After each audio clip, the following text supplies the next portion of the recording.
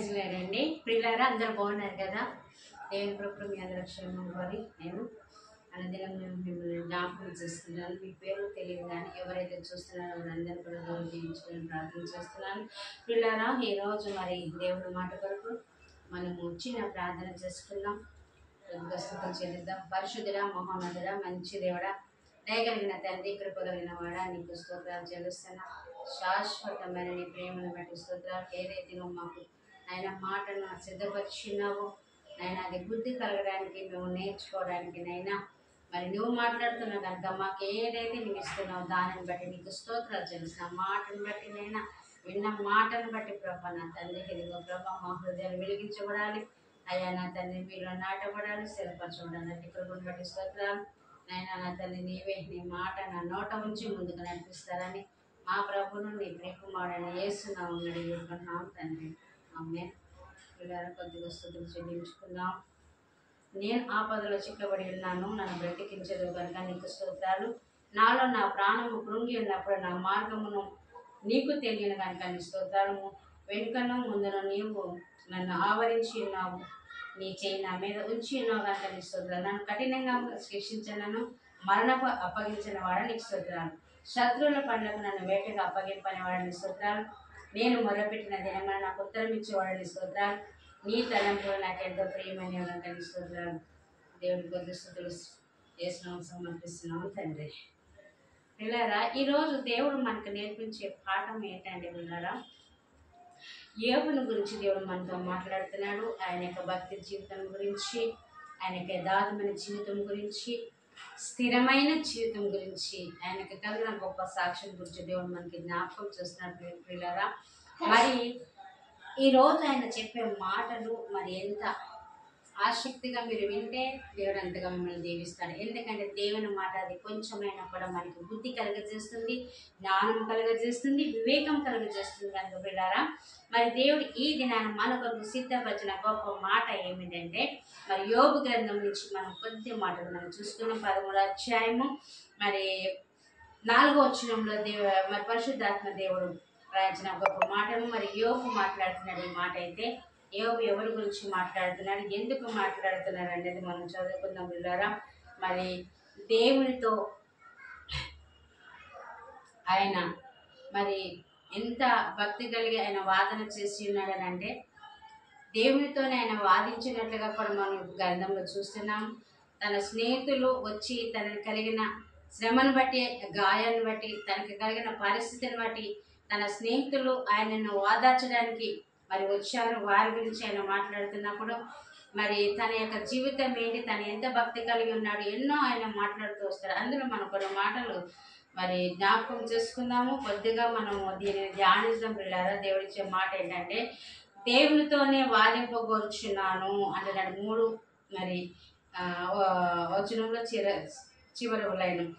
మరి 4వ వచనంలో ఏమన్నాడు, మీరైతే అబద్ధములు కల్పించుచున్నారు, మీరందరూ పనికి మాలిన వైద్యులు అని అంటున్నాడు.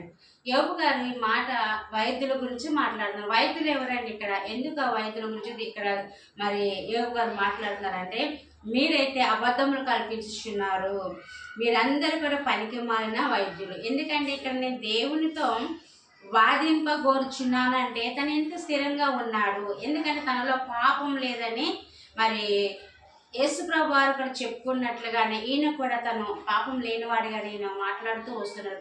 నిజంగానే ఆయన యథార్థవంతుడే, ఎందుకంటే పాపం చేయని వాడే, ఎందుకంటే చాలా భక్తి కలిగిన వాడే, మరి నీతిమంతుడే. ఎందుకంటే ఈయన గురించి మరి తండ్రి అయిన దేవుడు సాక్ష్యం ఇచ్చాడు ప్రియులారా. 1వ అధ్యాయంలో యోబుని గురించి మరి సాతానుతో ఆయన సాక్ష్యం చెప్తున్నాడు.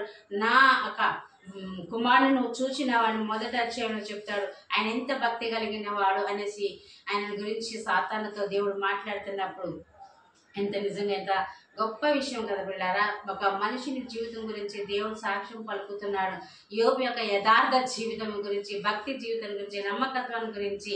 అయితే సాతానుతోటి దేవుడు మాట్లాడినప్పుడు సాతానికి ఎంత అసూయ కుళ్ళు కలిగి అక్కడ ఎంతో పోరాటం జరిగింది. యోబును మధ్యలో పెట్టుకొని ఎంత నలిగిపోయాడంటే సాతాను ఎన్ని కుయుక్తులు కలిగి ఒక యోగుకు కలిగిన సమస్తాన్ని, ఆస్తిని, తన శరీరాన్ని, తనకు కలిగిన సమస్తాన్ని, తన సంతానాన్ని కూడా మరి తీసివేసినట్టు ఇక్కడ చూస్తున్నప్పుడు ఆ వ్యాధిలో, ఆ బాధలో, హృదయం కలిగిన వ్యాధి ఎంత భయంకరంగా నలిగిపోతున్నాడంటే శరీరానికి కలిగింది ఆ యొక్క వ్యాధి, అంతకాకుండా హృదయానికి కూడా చాలా భయంకరమైన వేదన, బాధతో, దుఃఖంతో నిండిపోయినప్పుడు తన స్నేహితులు, 3 స్నేహితులు, ప్రాణ స్నేహితులు ఉన్నారు.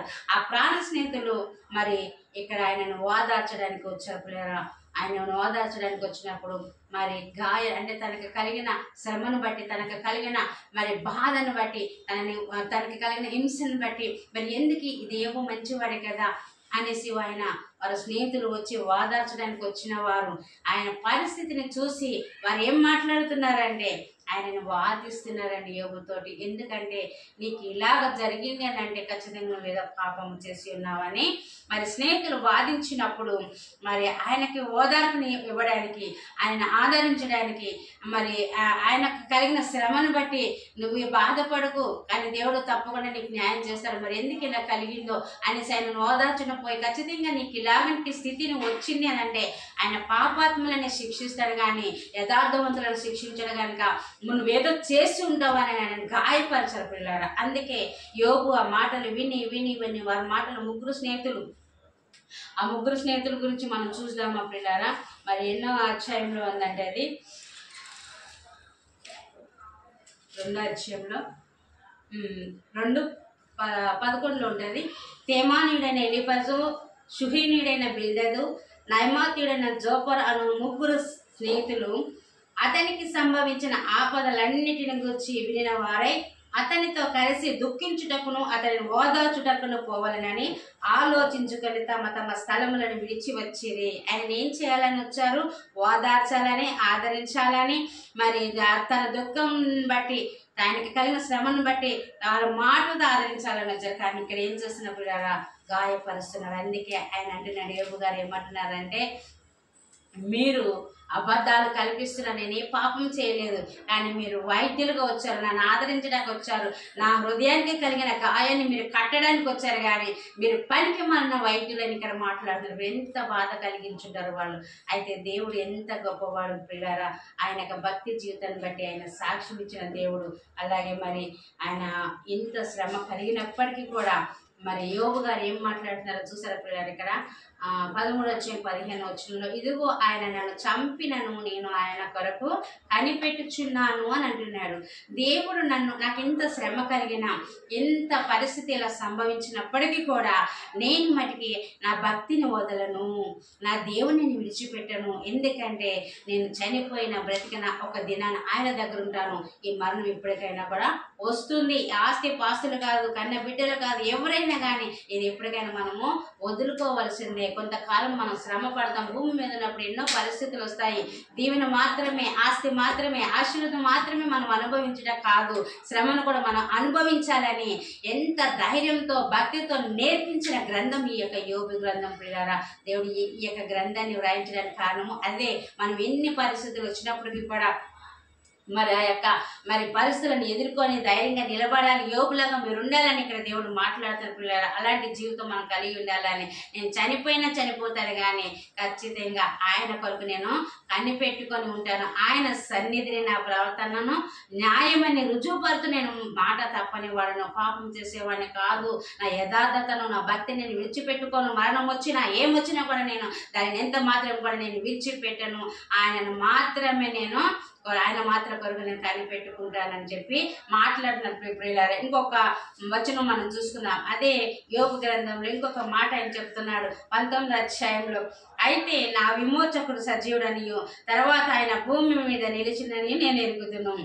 ఎప్పటికైనా కానీ ఆయన నేను చూస్తానన్న గొప్ప నిరీక్షణ కలిగిన తన భక్తి జీవితాన్ని బట్టి, యథార్థమైన జీవితాన్ని బట్టి, తన నమ్మకత్వాన్ని బట్టి, స్థిరమైన విశ్వాసాన్ని బట్టి మనం నేర్చుకోవాల్సింది ఇదే పిల్లారా. యోగులాగా మనం కూడా భక్తి కలిగి ఉందాం, యథార్థత కలిగి ఉందాం, మరి విశ్వాసం కలిగి ఉందాం. శ్రమ వచ్చినా, బాధ వచ్చినా, దుఃఖం వచ్చినా, ఏదైనా కూడా మన దేవుడు గొప్పవాడు. ఆయన మనం విడిచిపెట్టి ఉండకూడదు. ఏది కలిగినా కూడా దాన్ని జయించడానికి ఆయన శక్తిమంతుడు కనుక మరి మన భక్తి మన యథార్థత విడిచిపెట్టకుంటే మరి దేవుడు యోబుకి 200 ఆశీర్వదించిన రీతిగా తప్పకుండా దేవుడు మనకు కూడా దీవెన ఇస్తాడు పిల్లారా. దేవుడు కొద్ది మాటలు దీవించునుగాక. ఇలాగ చేయటానికి దేవుడు మనలందరినీ కూడా నడిపించునుగాక. ఆమేన్. పరిశుద్ధుడా, మహోన్నతుడా, మంచి దేవుడా, దయగలిగిన తండ్రి, కృప కలిగిన దేవా, నీవు యోబును మా ముందుంచిన ప్రభు, తన భక్తి జీవితాన్ని బట్టి యథార్థమైన జీవితాన్ని బట్టి నువ్వు సాక్ష్యం చెప్పావు ప్రభు. మేము కొద్ది మాటలు నైనా జ్ఞాపకం చేసుకోవడానికి నైనా నీవు చూపిన మహాకృపను బట్టి, నీ సహాయాన్ని బట్టి, నడిపింపుని బట్టి మీకు స్తోత్రాలు చెల్లిస్తున్నాం. ఈ మాటలు ఏ బిడ్డైతే వింటుందో వారందరినీ దీవించండి, ఆస్వాదించండి. వారు ఏ పరిస్థితుల్లోనైనా ఎలా ఉన్నా కూడా నాయన నీ దీవెన వారికి దయచేయమని, నీ నడిపింపు దయచేయమని, నీ సహాయం అందించమని ప్రార్థన చేసిన తండ్రి, నీవేదైతే మాకు ఇస్తున్నావో దానిని బట్టి మా జీవితాలు స్థిరపరచుకొని ఆయన విశ్వాసంలో స్థిరంగా ఉండటానికి నైనా బలంగా ఉండటానికి నీవు సహాయం చేసి నడిపించమని, ప్రతి కుటుంబాన్ని దీవించమని, వారి అవసరాలు తీర్చమని, సహాయం చేయమని, నడిపించమని యేసు నామమున అడిగి పెట్టుకుంటున్నాం తండ్రి. ఆమేన్, ఆమేన్, ఆమేన్. Praise lord.